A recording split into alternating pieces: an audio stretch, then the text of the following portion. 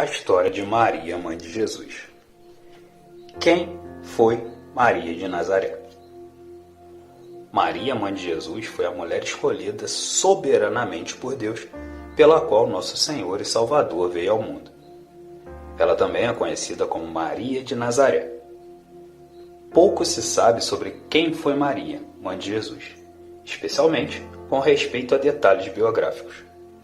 Mas a história de Maria, conforme narrada nos Evangelhos, já é suficiente para entendermos a importância dessa mulher. Maria era uma jovem virgem que vivia em Nazaré da Galileia. Ela era noiva de um carpinteiro chamado José. Assim como José, é amplamente aceito que Maria era da linhagem de Davi. O nome Maria é a forma grega do nome hebraico Miriam, cujo significado é incerto. A história da jovem Virgem Maria. Mateus interpreta que Maria era virgem, da qual profetizou o profeta Isaías. Embora essa profecia seja alvo de muitos debates teológicos, é inevitável que seu cumprimento pleno se deu no nascimento de Jesus Cristo. Portanto, a virgem de quem falou Isaías é Maria, e seu filho, o Emanuel, é Jesus. Maria, mãe de Jesus, deve ser distinguida de outras mulheres que são citadas no Novo Testamento com esse mesmo nome. Algumas dessas mulheres foram Maria, mãe de João Marcos, Maria de Betânia, a mãe de Tiago e José, e Maria Madalena. Maria é mencionada nas passagens bíblicas que fazem referência à infância e juventude de Jesus. Depois, ela também é mencionada direta e indiretamente em outras referências neotestamentárias. Maria recebe a visita de um anjo. O mesmo anjo, Gabriel, que havia predito o nascimento do profeta João Batista, também foi enviado a Nazaré para predizer o nascimento de Jesus. Naquela pequena aldeia da Galileia vivia Maria de Nazaré. Ela era uma virgem prometida em casamento a um homem que vivia na mesma aldeia. É interessante que a cidade de Nazaré não é mencionada uma única vez no Antigo Testamento, de modo que aquele pequeno vilarejo era visto até mesmo com desdém por alguns. Mas, nos planos soberanos de Deus, havia ali uma virgem, a qual traria ao mundo a concretização da promessa da encarnação do Salvador. Em sua visita, Gabriel saudou Maria como uma mulher agraciada. Sua salvação significava simplesmente que ela era destinatária do favor de Deus, escolhida para ser a mãe de Jesus. Diante de tal saudação, ela demonstrou temor e perplexidade. O anjo então tranquilizou Maria. Ele lhe assegurou que ela havia achado graça diante de Deus. Ele anunciou que ela ficaria grávida e daria à luz ao Filho do Altíssimo. Ao ouvir tais palavras, Maria pediu uma explicação ao anjo. Ela não entendia como isso seria possível, já que ainda não havia conhecido algum homem. Gabriel lhe explicou que sua concepção resultaria de uma ação divina e não humana. Portanto, o próprio Espírito Santo produziria em seu ventre esse milagre extraordinário. Diante da explicação dada pelo anjo, Maria prontamente se mostrou humilde e sinceramente rendida a tamanha dignidade que, soberanamente, Deus havia lhe concedido ao escolhê-lo. No período em que ficou grávida, Maria já estava desposada legalmente com José. O casal estava aguardando apenas a festa de núpcias e o início da vida em comum. Foi por isso que José teve dificuldade em aceitar a repentina gravidez de Maria. Foi preciso que um anjo do Senhor lhe aparecesse em sonho para explicar-lhe o que de fato havia acontecido. Após ter sido confortado e encorajado pelo anjo, José não hesitou em assumir Maria e a recebê-la como sua esposa. Maria dá à luz a Jesus. Maria deu à luz a Jesus em Belém. Naquela ocasião, ela estava acompanhando seu esposo, José, o qual havia ido até Belém a fim de cumprir o alistamento decretado por César Augusto em todo o Império Romano. Essa viagem certamente foi muito exaustiva para Maria, considerando que eles percorreram uma distância aproximada de 140 quilômetros. Provavelmente, devido ao censo que estava ocorrendo, o casal não encontrou vaga na estalagem. Isso deve ter ocorrido porque certamente havia muitos oficiais e soldados romanos hospedados na cidade. Então, José e Maria abrigaram-se no estábulo que talvez ficasse numa gruta. Foi ali que Maria deu à luz a Jesus Cristo. A vida de Maria após o nascimento de Jesus. São poucos os detalhes sobre a história de Maria após o nascimento de Jesus. Sabe-se que sua família viveu em Nazaré, com exceção do tempo em que passaram no Egito se refugiando da ira de Herodes. Sobre a infância de Jesus, a Bíblia nos informa apenas sobre o episódio em que ele, já com 12 anos, ficou em Jerusalém após a celebração da Páscoa. Quando perceberam que Jesus não estava com eles, José e Maria voltaram a Jerusalém e o encontraram no templo entre os doutores. Maria foi quem expressou toda a sua preocupação. Ela questionou Jesus sobre o porquê dele ter feito aquilo. Como resposta, ela escutou dele as conhecidas palavras: "Não sabeis que me convém tratar dos negócios de meu pai?" Lucas, capítulo 2, versículo 49. Maria durante o ministério de Jesus. Pouquíssimas vezes Maria é citada durante o ministério de Jesus. Provavelmente ela não acompanhava em suas viagens missionárias, pelo menos não frequentemente.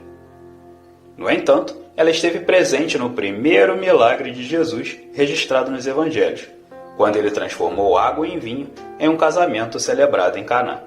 Mais tarde, em outra ocasião, Maria e os irmãos de Jesus foram lhe chamar. Ao ser comunicado disso, Jesus enfatizou que a fidelidade espiritual está acima dos laços familiares. Então, ele olhou para a multidão e disse: "Eis aqui minha mãe e meus irmãos. Porquanto qualquer que fizer a vontade de Deus, esse é meu irmão e minha irmã e minha mãe." Marcos, capítulo 3, versículo 34 e versículo 35. Depois disso, Maria, mãe de Jesus, aparece novamente no texto bíblico, já no relato da crucificação. Ela ficou aos pés da cruz onde Cristo estava e foi amorosamente recomendada ao apóstolo João pelo Senhor Jesus. Essa recomendação foi uma das 7 frases ditas por Jesus na cruz e demonstrou a humanidade de Jesus e sua preocupação por sua querida mãe naquela hora de agonia. Fora dos evangelhos, Maria é citada nominalmente apenas no livro de Atos dos Apóstolos. O livro de Atos conta que a mãe de Jesus estava juntamente com os discípulos perseverando, unânimes em oração. Maria teve outros filhos ou permaneceu virgem? Alguns cristãos defendem que Maria teve outros filhos além de Jesus, enquanto outros defendem sua virgindade perpétua. Aqueles que pensam que Maria teve outros filhos apontam para as passagens bíblicas que falam principalmente sobre os irmãos de Jesus. Já aqueles que defendem que Maria permaneceu virgem dizem que as passagens bíblicas sobre esse assunto não são conclusivas. Na verdade, a virgindade perpétua de Maria já era defendida por tradições cristãs muito antigas. Na atualidade, a discussão sobre se Maria teve outros filhos se apresenta polarizada entre os católicos e protestantes. Mas também é verdade que existem particularidades nessa questão que nem todos conhecem. O debate sobre se Maria teve outros filhos vem desde os primeiros séculos do cristianismo. Esse debate data ao período dos pais na igreja. Nessa época, muitos dos líderes cristãos passaram a defender enfaticamente que Maria permaneceu virgem antes, durante e após o nascimento de Jesus. O principal objetivo disso era combater os hereges que atacavam a divindade de Cristo. É por isso que existem materiais dos primeiros séculos da Igreja Cristã que afirmam a virgindade perpétua de Maria. A virgindade de Maria e sua suposta impecabilidade. Com o tempo, a virgindade de Maria passou, sobretudo, a ser utilizada para defender um suposto estado de impecabilidade dela. Sobre isso, o que se pode dizer é que a Bíblia é extremamente clara ao afirmar que todos pecaram, sem nenhuma exceção. Não há qualquer passagem bíblica que diz que Maria estava à parte do pecado original. Além disso, a Bíblia também afirma que Jesus é o único em que nunca se achou pecado. Por isso, importantes teólogos católicos da Idade Média também rejeitaram a impecabilidade de Maria. Mas também é verdade que nem todas as pessoas que ao longo da história do cristianismo defenderam a virgindade perpétua de Maria o fizeram com o propósito de divinizá-la de alguma forma ou de reconhecê-la como imaculada. Como já foi dito, muitos cristãos desde os tempos dos pais da Igreja defenderam a virgindade perpétua de Maria, preocupados com a glória de Cristo. Além do mais, defender a virgindade perpétua de Maria apenas sob essa ótica da impecabilidade não faz qualquer sentido. Isso porque a relação sexual dentro do matrimônio nunca é identificada como um ato pecaminoso nas Escrituras. Na verdade, o sexo foi criado por Deus e permitido como uma bênção do matrimônio antes mesmo da queda do homem. Da mesma forma, o celibato jamais é exaltado como sendo uma condição que confere maior santidade a alguém. Muito pelo contrário, no contexto matrimonial, o celibato é explicitamente reprovado. A Bíblia diz que Maria permaneceu sempre virgem. A Bíblia afirma incontestavelmente que até o nascimento de Jesus, Maria permaneceu virgem. Essa, aliás, é uma das doutrinas mais importantes da fé cristã. Essa doutrina trata da encarnação do Filho de Deus através de uma concepção miraculosa. Mas não há versículo bíblico que afirma que Maria permaneceu virgem após o nascimento de Jesus. Nos Evangelhos, a única afirmação explícita que encontramos sobre a situação matrimonial de Maria está registrada em Mateus, capítulo 1, versículo 25. No texto bíblico diz que José levou Maria para sua casa como esposa, porém não a conheceu até que ela deu à luz um filho. A palavra original traduzida como conheceu é o grego ginosco, que no presente contexto significa uma expressão idiomática para se referir à relação sexual entre homem e mulher. Isso implica que o texto está dizendo literalmente que José não teve relações sexuais com Maria até o nascimento de Jesus. Uma leitura natural do texto parece indicar que José e Maria tiveram uma vida matrimonial normal após o nascimento de Cristo. Todavia, vale dizer que a partícula traduzida como até nem sempre significa um acontecimento que altera a condição anterior da oração, que nesse caso é a castidade de Maria. Por isso, alguns estudiosos dizem que é melhor considerar que esse texto sugere naturalmente e não certamente que Maria não permaneceu virgem após o nascimento de Jesus. Portanto, esse texto não deve ser utilizado como o único argumento para contestar a ideia de que Maria não teve outros filhos. Na verdade, ele deve ser usado em harmonia com outras passagens bíblicas que lançam luz sobre esse tema. Essas outras passagens são aquelas que falam dos irmãos e irmãs de Jesus. Outros filhos de Maria? As passagens bíblicas que falam sobre os irmãos de Jesus sempre são alvos de diferentes interpretações. Algumas dessas passagens mostram esses irmãos juntos de Maria. Inclusive, esses irmãos são citados nominalmente e os escritores bíblicos ainda fazem referências às suas irmãs. Alguns dizem que os irmãos de Jesus eram seus primos, amigos ou até irmãos de criação, talvez filhos apenas de José. A questão é que todas essas interpretações possuem suas fraquezas. Além do mais, quando contrastadas com outras passagens bíblicas, elas se mostram pouco prováveis. Gramaticalmente, a melhor interpretação é a de que os textos realmente falam de irmãos que pertenciam ao mesmo núcleo familiar. Então vimos que Mateus escreve que José não conheceu Maria até o nascimento de Jesus. Vimos também que essa passagem isolada não é conclusiva. Lucas também escreve que Jesus era o primogênito de Maria. A explicação natural dessa expressão indica que após dar à luz a Jesus, Maria teve outros filhos, apesar de essa passagem também não ser absolutamente conclusiva sobre o assunto. Mas, combinando tudo isso, parece que existem mais evidências a favor de que Maria teve outros filhos do que contra. Os outros filhos de Maria e as tradições cristãs.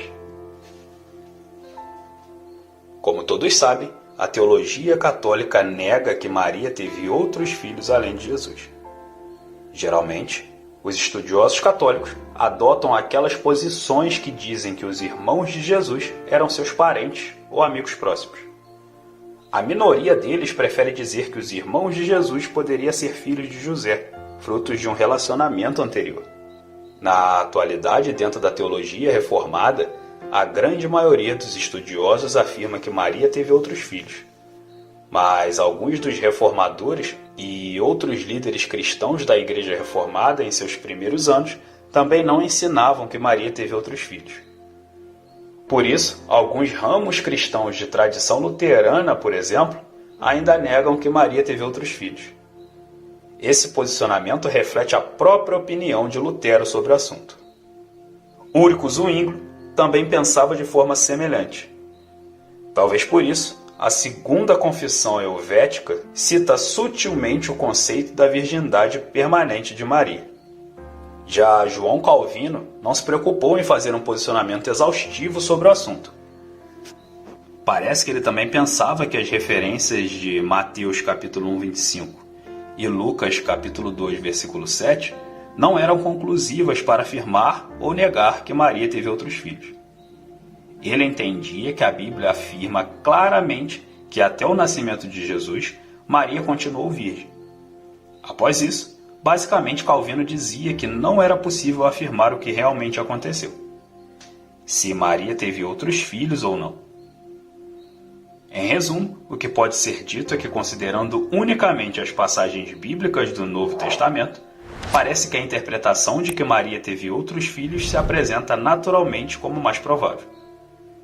Definitivamente, nenhum texto bíblico pode ser usado para dizer que Maria continuou sempre virgem. Mas, sem dúvida, essa é uma discussão irrelevante para a base da fé cristã. O importante é saber sobre o Filho primogênito de Maria, Jesus Cristo, concebido miraculosamente e nascido de uma virgem. A morte de Maria, mãe de Jesus. A Bíblia não fala nada a respeito da morte de Maria, mãe de Jesus. No entanto, desde os tempos mais antigos da Igreja Cristã, surgiu-se uma tradição acerca de sua suposta ascensão ao céu. Na verdade, essa tradição se divide em duas posições diferentes. A primeira defende a ascensão de Maria, mãe de Jesus, ainda em vida. A segunda defende a ascensão de seu corpo após a morte. Novamente, vale reforçar que isso se trata apenas de uma tradição, ou seja, não é uma doutrina fundamentada nas Escrituras. Em 1950, o Papa Pio XII promulgou esse dogma na Igreja Católica. No entanto, sua bula não é exatamente conclusiva para apontar qual das duas vertentes foi realmente adotada pela teologia católica. Aonde está escrito na Bíblia que Maria foi assunta aos céus? A Bíblia não fala da assunção de Maria, dogma católico definido como tal em 1950, que a Igreja Católica celebra no dia 15 de agosto. A teologia católica, diferente da protestante, não se baseia no princípio da sola escritura, mas, para ela, conta também a tradição, que é, em síntese, o resultado da discussão de longo período entre os personagens influentes da Igreja. O dogma católico diz que Maria foi levada para o céu de corpo e alma, expressão da ressurreição da carne, que para todos nós acontecerá somente após o fim dos tempos, após o juízo universal. é uma reflexão teológica presente na Igreja há muito tempo, já a partir do século IV. As igrejas ortodoxas dizem que Maria dormiu, excluindo a sua morte. Há pouco tempo, também os anglicanos aceitaram a teologia da Assunção, embora não o consideram um dogma. Há alguns apócrifos que falam especialmente do evento que desemboca nesse dogma: a dormição de Santa Mãe de Deus, atribuída a São João, o teólogo, ou o evangelista, obra do VI século. A morte da Virgem Maria, atribuída a José de Arimateia, porém mais recente do que o anterior. O apócrifo Morte da Virgem Maria conta que Nossa Senhora pediu ao filho para avisá-la da sua morte 3 dias antes. A promessa foi cumprida.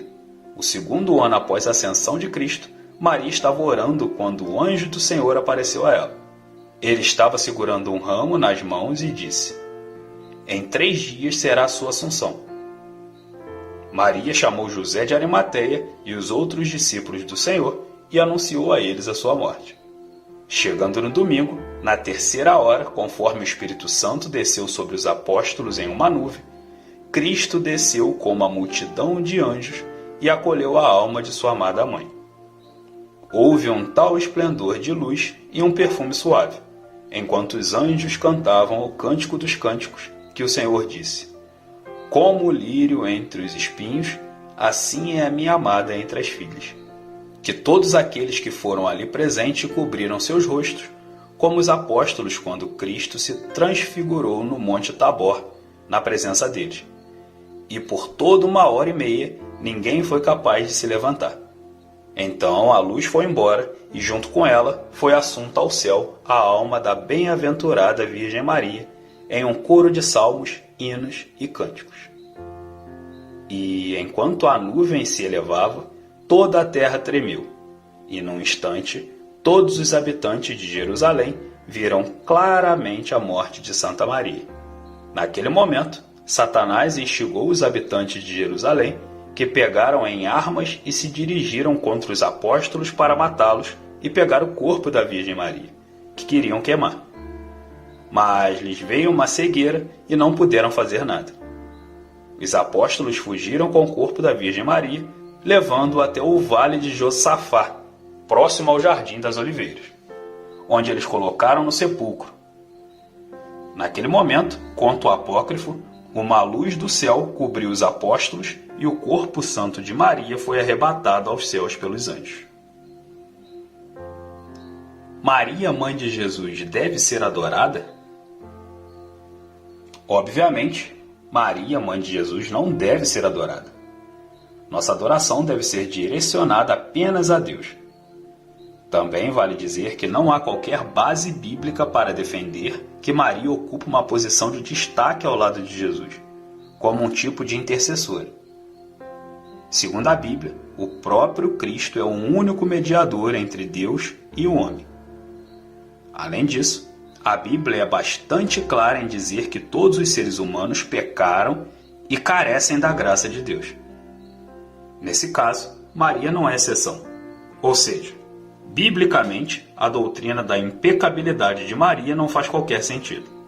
Portanto, dizer que Maria, mãe de Jesus, nasceu sem estar contaminada pelo pecado original é ir além do que as Escrituras dizem. A Bíblia testemunha apenas sobre um que nunca pecou, a saber, Jesus Cristo, sobre o qual o escritor do livro de Hebreus enfatizou que ele foi tentado em todas as coisas, à nossa semelhança, mas sem pecado. O mesmo também foi dito pelo apóstolo Pedro ao escrever que ele não cometeu pecado. Apesar disso, vale dizer que Maria, mãe de Jesus, deve ser muito respeitada. Ela foi uma mulher bem-aventurada e digna de ser imitada, pelo seu exemplo de humildade, fidelidade e abnegação diante dos planos de Deus. Infelizmente, algumas pessoas, na tentativa de reprimir os erros da teologia católica, acabam igualmente errando de forma inversa. Elas menosprezam e subestimam completamente a mulher a quem Deus escolheu soberanamente para receber a incalculável honra de dar à luz a Jesus Cristo. Maria, mãe de Jesus, uma serva humilde. Talvez Maria seja uma das personagens da Bíblia mais discutidas entre as pessoas ao longo da história da Igreja. A Bíblia não fornece muitos detalhes sobre quem foi Maria, mãe de Jesus, mas destaca alguns pontos básicos que nos ajudam a entender um pouco mais sobre ela. Maria era uma jovem pobre, ainda que fosse da linhagem do rei Davi. Ela morava na pequena aldeia de Nazaré, na Galileia, uma região ao norte de Jerusalém, que ficava nos limites fronteiriços da Palestina. Geralmente, era a mais pobre em relação às demais regiões, e devido ao contato com outros povos, seus habitantes eram vistos com certo preconceito pelos demais judeus. Ela era noiva de um carpinteiro chamado José, que morava na mesma região. Esse noivado deve ser entendido como sendo um trâmite legal que fazia com que os noivos estivessem desposados, aguardando apenas a festa de núpcias e a mudança de residência por parte da noiva. Quando aparece no texto bíblico, Maria é descrita como alguém que nunca havia conhecido homem algum, isto é, ela era virgem. Algumas pessoas tentam contestar o significado da palavra grega traduzida como virgem, que por sua vez também traduz um termo hebraico e que também pode significar jovem. Porém, o sentido principal dessa palavra significa virgem mesmo, e no presente contexto de Lucas, seu significado sem dúvida é esse, pois enfatiza sobretudo a concepção milagrosa e extraordinária por obra do Espírito Santo, implicando especialmente que o menino que seria gerado seria filho de Deus e não de um homem. O profeta Isaías havia profetizado sobre sua pessoa ao falar de uma virgem que daria à luz a um filho que seria chamado Emanuel. A elevada missão de Maria, mãe de Jesus. Aqui podemos dizer que, humanamente falando, Maria era apenas mais uma jovem como qualquer outra que vivia em Nazaré. Ela não fazia parte da alta sociedade da época, nem estava entre os poderosos que governavam os povos durante aqueles dias. Se alguém dissesse que aquela jovem simples desempenharia uma tarefa pertencente a um plano que mudaria a história da humanidade, obviamente ninguém acreditaria. No entanto, foi ela quem Deus escolheu para ser a mãe do Messias prometido, do grande rei de Israel, do Salvador do mundo, o Filho de Deus. Quando o anjo Gabriel a visitou, ele a saudou com as seguintes palavras: Salve, agraciada, o Senhor é contigo. Por agraciada, devemos entender que ela foi a pessoa que recebeu o privilégio de dar à luz ao Filho de Deus, e não que ela, de si mesma, possuía naturalmente um tipo de graça superior a todas as demais pessoas. Maria não foi escolhida por Deus para uma missão tão elevada por conta de seus méritos próprios e suas possíveis qualidades. Tal escolha não estava fundamentada em obras, mas na soberania de Deus, em que escolher quem Ele quer para cumprir seus propósitos eternos. Aqui também podemos destacar a humildade de Maria. A pessoa que realmente é humilde não se ensoberbe-se, nem mesmo diante dos maiores elogios. O anjo lhe saudou, disse que Deus estava com ela, e ainda assim ela ficou confusa e preocupada com tal saudação. Perceba que ela própria não via em si mesma nenhuma qualidade que a destacasse das demais pessoas, a ponto de fazê-la alvo da escolha de Deus. É por isso que sua escolha foi totalmente pela graça. Quando o anjo lhe anunciou que sobrenaturalmente, por obra do Espírito Santo, ela conceberia o Filho de Deus, logo Maria se mostrou completamente submissa ao plano do Senhor, dizendo: Eis aqui a serva do Senhor, cumpra em mim segundo a tua palavra. Lucas, capítulo 1, versículo 38. Seu papel no plano da salvação. Como foi dito, por não merecimento, mas por graça e segundo a vontade soberana de Deus, Maria foi escolhida para ser a mulher que deu à luz ao Salvador do mundo. O seu honrado papel no plano de Deus foi o de ser a mãe da natureza humana, do Filho do Altíssimo, do Verbo que sempre existiu, o Pai da humanidade, mas que se fez carne e habitou entre os homens. Maria teve o enorme prazer de segurar em seus braços o Salvador do mundo. No entanto, isso não a tornou uma mulher superior a todas as demais. Não a tornou corredentora da humanidade, nem mesmo mediadora em qualquer sentido entre Deus e o homem. Maria não deve ser alvo de adoração, pois tal atitude não significa uma honra a ela. Ao contrário, desonra seu caráter humilde, além de ser uma afronta a Deus, que é o único digno de ser adorado. Certa vez, durante o ministério de Jesus, alguém tentou atribuir a Maria uma posição que ela não ocupava, e a resposta de Jesus foi a de que a verdadeira bem-aventurança está no ouvir e guardar a palavra de Deus. Conclusão. No Cântico de Maria, registrado em Lucas, capítulo 1, do versículo 46 ao versículo 55, lemos sobre como ela própria se autodescreveu ao se render em completa adoração ao Senhor, reconhecendo sua condição humilde perante o Deus Todo-Poderoso que conduz a história, enfatizando a necessidade que ela tinha de também ser salva e o agradecimento por ter sido alcançada com a sua graça.